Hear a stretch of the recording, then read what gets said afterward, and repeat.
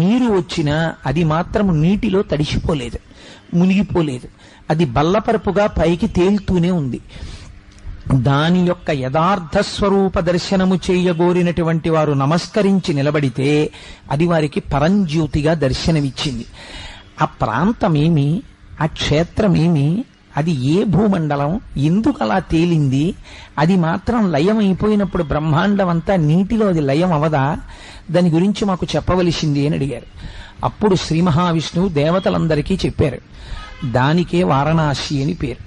యుగాలు వెళ్ళిపోతాయి, కానీ ఒక్క వారణాసి పట్టణం మాత్రం యుగాంతంలో కూడా నీటి యందు మునిగిపోకుండా అలా గొడుగు రూపంలో మండలాకారంగా బోర్లించిన గొడుగు ఎలా ఉంటుందో అలా నీటి మీద తేలి ఉంటుంది. ఆ క్షేత్రమునకు ఉన్నటువంటి వైభవం అటువంటిది. కాశీ సాక్షాత్తుగా మోక్షపురి. అందుకే